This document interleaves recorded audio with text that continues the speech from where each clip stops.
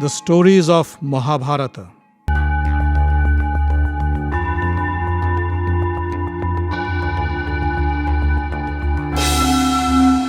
Welcome, dear friends, to another episode of The Stories of Mahabharata. In the last episode, we heard of Arjuna's trip to the heavens and his encounter with Urvasi, the Apsara.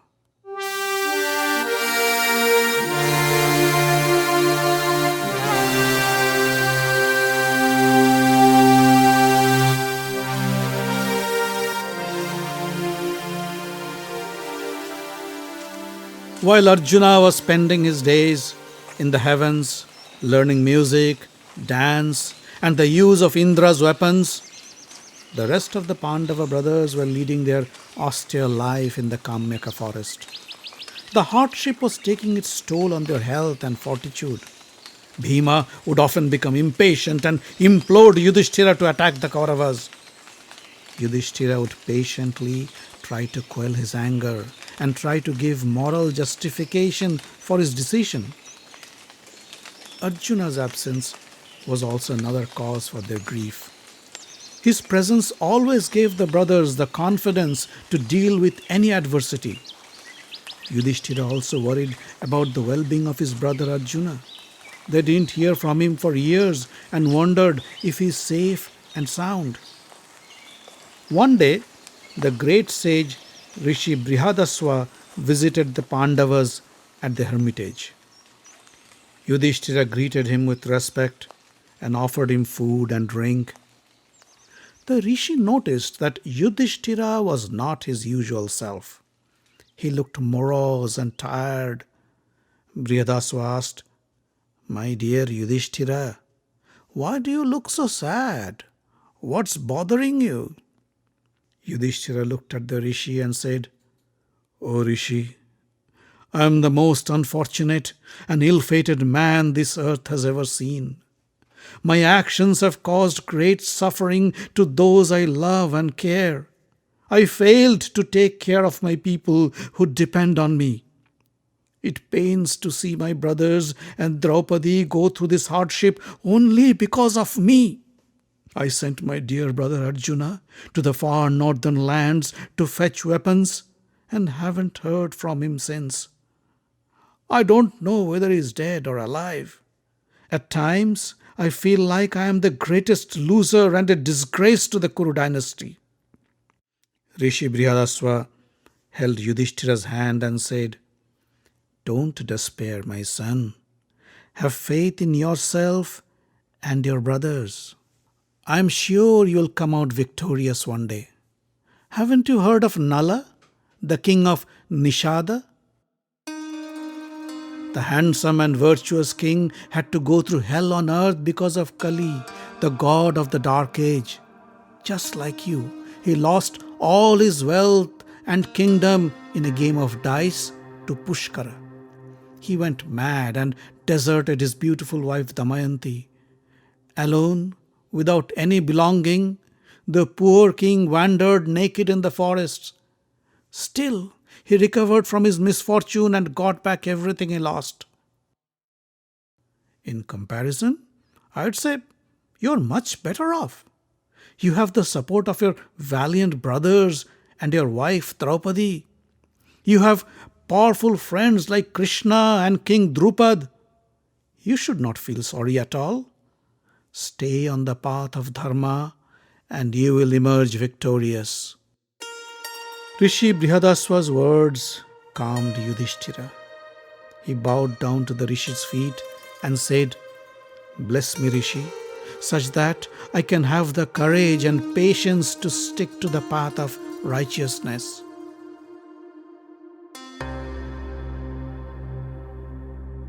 A few days later, a Brahmana sage named Lomash arrived at the Pandavas' hermitage. He embraced Yudhishthira and said, "I have great news for you. I was at the palace of Indra and met your brother Arjuna. He is doing fine. He requested me to tell you that Lord Shiva has gifted him the Pashupat weapon. He has also acquired several other powerful weapons from Indra." The Pandava brothers were ecstatic to hear the good news. Yudhishthira touched the feet of the great Rishi and said, "O great sage, you have brought to us the most wonderful news. Tell us, when is our dear brother coming back?" The Rishi smiled and said, "Lord Indra has asked me to inform you that Arjuna will come back to you soon after he completes an important assignment. He suggests you use this time to visit the various places of pilgrimage around the country and learn the myths and legends about them. It will be an illuminating and inspirational experience for you. He asked me to accompany you on these pilgrimages."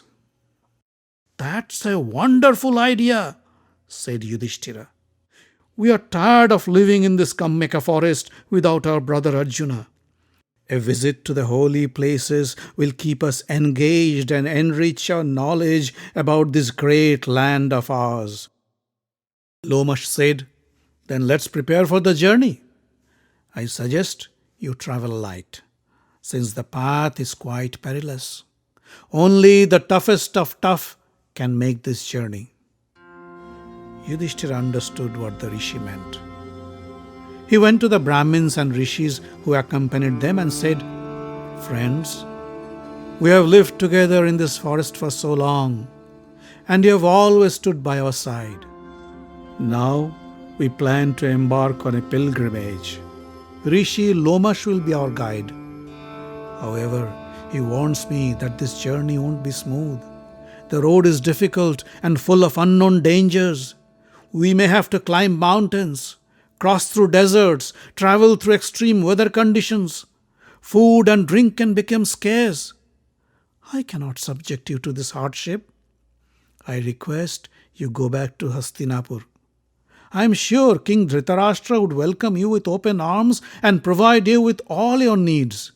If he doesn't, then go to Panchala, and King Drupad would accept you for sure." The news saddened the Brahmins, and most of them left for Hastinapur with a heavy heart. But few refused to go back. They said, "O great Pandava, we don't care for any dangers or any hardship. We will accompany you on your journey.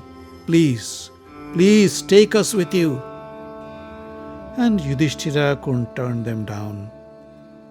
Soon after, on an auspicious day, the Pandavas, along with Draupadi, their priest Dhaumya, and the accompanying Brahmins, began their journey with Rishi Lomash on the lead.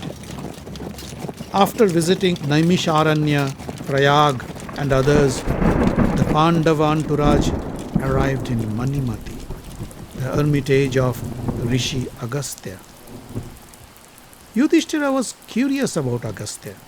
He asked, "Rishi Lomash, I heard that Agastya was a great sage, but I don't know what his greatness was about and why his ashram is a place of pilgrimage." Lomash sat down and said, "Sit down, and I will tell you the legend of Agastya."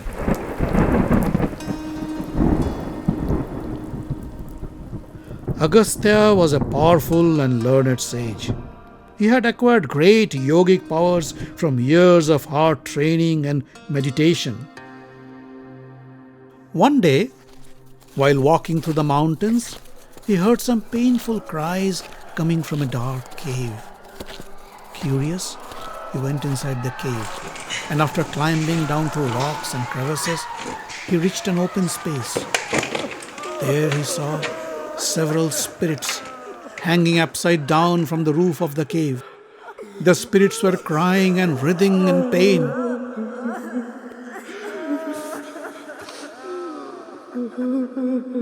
Agastya asked, "Who are you? And why are you crying?" The spirit said, "We are your ancestors. We suffer because we have no descendant who could save us from this hell." Agastya felt bad. He asked, "Please tell me, what can I do to relieve you from this suffering?" The spirit said, "Marry and bear a son, and we would be free from this hell." Agastya replied, "Don't worry, I will fulfill your wish." Agastya then began to look for a proper bride. After a long and arduous search, he found the woman worthy of him. It was Lopamudra, the daughter of the king of Vidarbha. He went to the king and asked for his daughter's hand in marriage. The king was not very keen on giving his beautiful daughter Lopamudra to a poor ascetic who lives in the forest. But he knew of Agastya's power and was afraid to refuse him either. Lopamudra intervened and said, "Father, it will be my honor to be the wife of the great sage Agastya. Don't worry about me, I'll be fine." Soon, Lopamudra married Agastya, left all her expensive dresses and jewelry, and accompanied Agastya to his hermitage, wearing only a deer skin. When Agastya wanted to have a son from Lopamudra, she said, "O great sage, I will give you a son. But I want my child to be born in the same opulence and luxury that I enjoyed." Agastya said, "My dear, I would like to fulfill your desire, but I cannot acquire wealth by harming others. Let me see what I can do." Agastya went to the king Srutarba and said, "O king, I need some money. Please give me some money without hurting anybody." The king said, "Rishi, it would be my honor to offer you some of my wealth. But my accountants tell me that our expenses are same as our earnings and I have no excess. If I have to give you money, I'll have to tax my people." Agastya said, "No, I cannot accept that. Overtaxing your people would cause them hardship." Agastya left and went to other kings. But they all had the same problem. Their income equaled their expenses and they had no excess to spare. One of the kings then suggested, "Why don't you go to the giant king Ilval? He is one of the richest king in this area and he should be able to help you."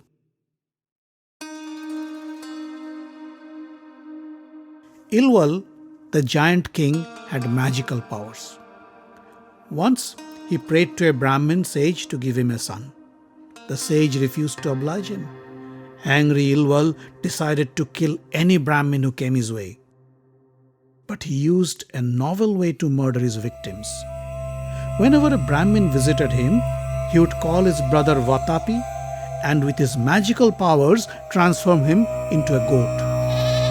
He would then slaughter the goat and cook its meat for his Brahmin guest. After the guest finished his meal, Ilval would call out his brother, "Vatapi, come out from our guest. Please, come out." And Vatapi would return to his goat form and come out piercing the Brahmin guest's belly and killing him instantly. When Agastya visited, Ilval welcomed him with folded palms and invited him to have dinner. Agastya agreed. Ilval then began his old trick. He transformed his brother Vatapi to a goat, cooked his meat, and served Agastya. Agastya ate all the meat to his heart's content. When Ilval called out, "Vatapi, my brother, come out!" But nothing happened. Vatapi did not come out from Agastya's belly. Ilval was surprised. He saw Agastya sitting calm and smiling with his hand on his belly. Ilval yelled few more times, "Vatapi, where are you? Come out from your hiding! Come out now!" But nothing happened. Agastya smiled and said, "My dear Ilval, how can Vatapi come out? I have already digested him." Ilval was flabbergasted. He bowed down to Agastya and said, "O sage, pardon me for my sin. Please tell me, what can I do to serve you?" Agastya said, "Ilval, I hear you have lots of riches. Share with me some of your excess wealth without hurting anybody." Ilval agreed to give Agastya 20,000 gold coins, 20,000 cows, a golden chariot, and horses to draw the chariot. Agastya returned to Lopamudra with his acquired wealth and said, "My dear, now tell me, what do you want? 1,000 sons, 100 sons, or only one son who is better than 1,000 sons?" Lopamudra said, "I want only one son, one who would be as strong and as learned as 1,000 sons." In due course of time, she gave birth to a bright boy child named Dridhasyu. This, my dear Pandavas, is where the great sage Agastya lived. Lomash concluded his story.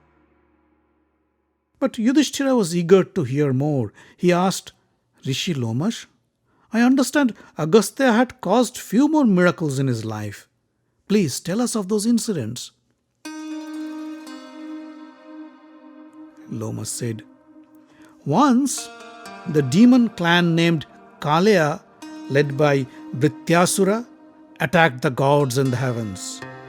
The tormented gods went to Brahma and asked for a way to destroy the demon. Brahma said that a weapon made from Rishi Dadhicha's bones could only kill Brityasura. Lord Vishnu led the gods to Dadhich and asked for his bones. Dadhich was happy to oblige Lord Vishnu and gave his life. The gods took Dadhicha's bones and asked Vishwakarma to build a weapon. Vishwakarma built a powerful thunderbolt from Dadhicha's bones. Armed with the thunderbolt, Indra and the gods attacked Brityasura. During the fight, Indra hurled the thunderbolt at Brityasura and killed the evil giant. The death of Brityasura caused a havoc in the demon army and they all fled under the sea.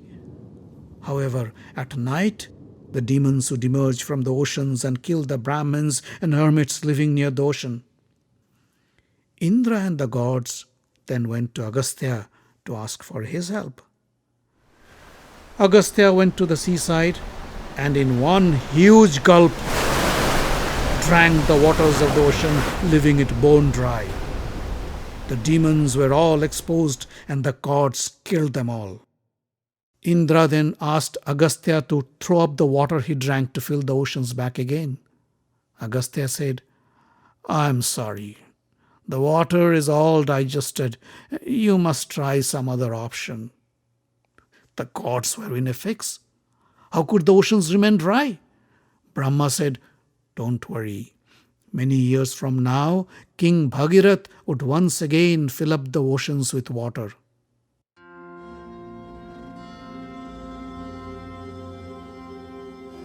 Agastya was revered not only by humans, demons, and gods, but also by the mountains, rivers, and oceans. Once, the Vindhya mountains called the sun and said, "I want you to circle me, just as you circle the earth." The sun said, "I don't circle the earth of my own will.